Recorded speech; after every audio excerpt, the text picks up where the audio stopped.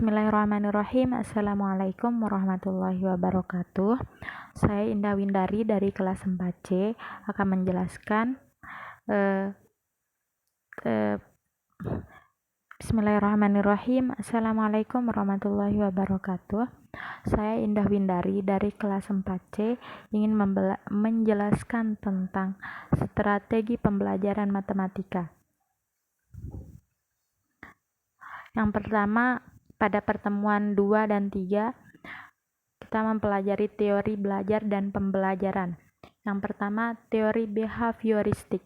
Menurut teori behavioristik, belajar adalah perubahan tingkah laku sebagai akibat adanya interaksi antara stimulus atau rangsangan dan respon tanggapan. Dengan kata lain, belajar merupakan bentuk perubahan yang dialami siswa dalam hal kemampuannya untuk bertingkah laku dengan cara yang baru sebagai hasil interaksi antara stimulus dan respon.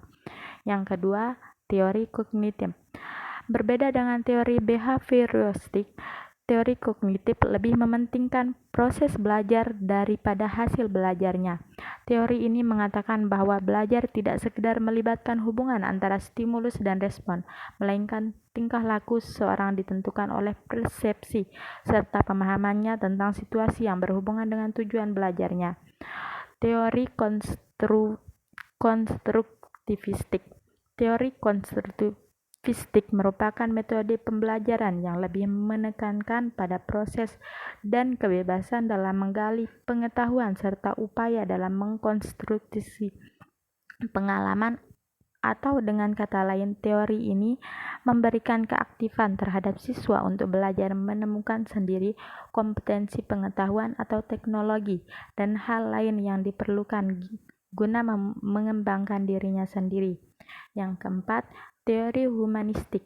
Menurut teori humanistik, proses belajar harus dimulai dan ditunjukkan untuk kepentingan memanusiakan manusia itu sendiri.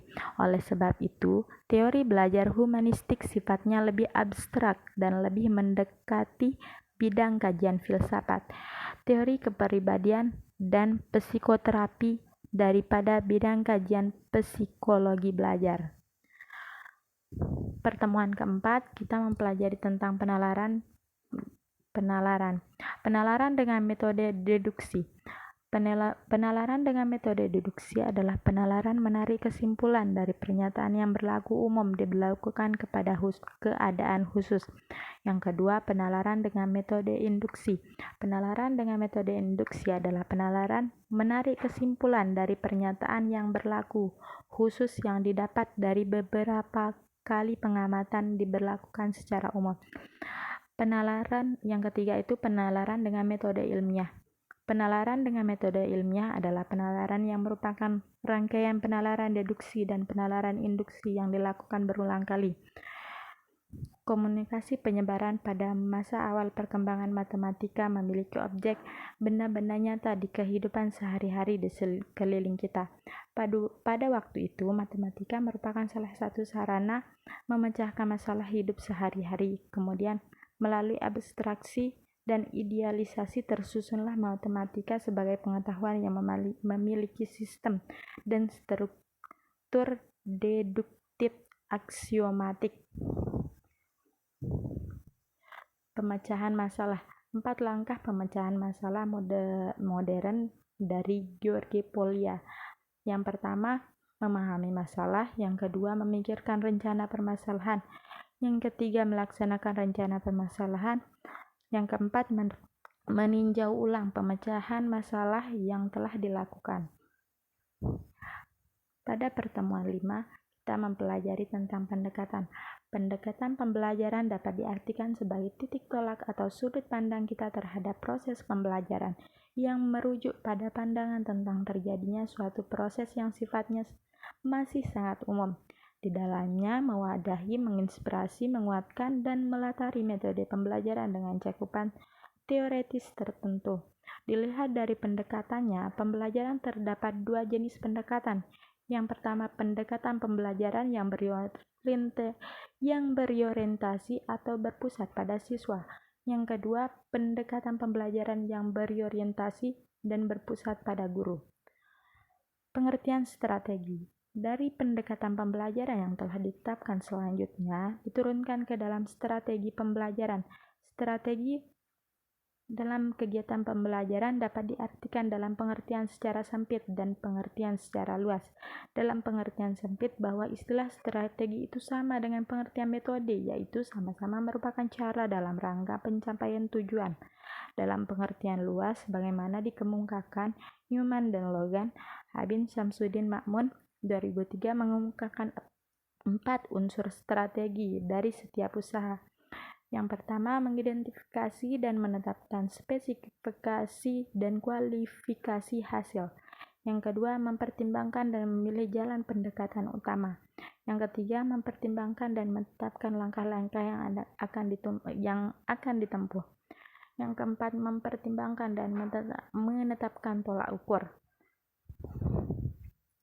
Metode pembelajaran. Metode pembelajaran langkah operasional dari strategi pembelajaran yang dipilih dalam mencapai tujuan belajar, sehingga bagi sumber belajar dalam menggunakan suatu metode pembelajaran harus disesuaikan dengan jenis strategi yang digunakan.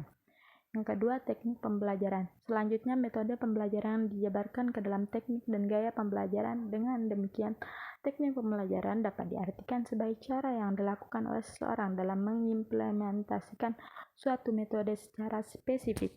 Yang ketiga, taktik pembelajaran. Sementara taktik pembelajaran merupakan gaya seseorang dalam melaksanakan metode atau teknik pembelajaran tertentu yang sifatnya individual. Yang keempat, model pembelajaran. Apabila antara pendekatan strategi, metode, dan teknik dan bahkan taktik pembelajaran sudah terangkai menjadi satu kesatuan yang utuh, maka terbentuklah apa yang disebut dengan model pembelajaran. Pertemuan ke-6, tinjauan tentang metode pembelajaran realistic mathematics education. Yang pertama, pengertian RME, pendidikan matematika realistik atau realistic mathematics education, merupakan teori belajar mengajar dalam pendidikan matematika. Karakteristik realistic mathematics education. Menurut Travers, metode pembelajaran realistik memiliki 5 karakteristik. Yang pertama, penggunaan konteks. Kedua, penggunaan model untuk matematisasi progresif. Yang ketiga, pemanfaatan hasil konstruksi siswa. Keempat, interaktivitas. Yang kelima, keterkaitan. Kelebihan dan kerumitan realistic mathematics education. Yang pertama, memberikan pengertian yang jelas dan operasional pada siswa tentang keterkaitan antara memiliki dengan kehidupan sehari-hari. Yang kedua, memberikan pengertian yang jelas dan operasional kepada siswa bahwa matematika adalah suatu bidang kajian yang dikonstruksi dan kembangkan oleh siswa, tidak hanya oleh mereka yang disebut pakar dalam bidang tersebut. Yang ketiga, memberikan pengertian yang jelas dan operasional kepada siswa bahwa cara penyelesaian suatu soal atau masalah tidak harus tunggal dan tidak harus sama antara orang satu dengan yang lain. Yang ketiga, memberikan pengertian yang jelas dan operasional kepada siswa bahwa dalam mempelajari matematika, proses pembelajaran merupakan sesuatu yang utama. Untuk mempelajari matematika, orang harus menjalani proses itu dan berusaha untuk menemukan sendiri konsep-konsep matematika. Oke, itulah penjelasan dari saya. Sekian dari saya. Kurang dan lebihnya saya mohon maaf. Sekian, assalamualaikum warahmatullahi wabarakatuh.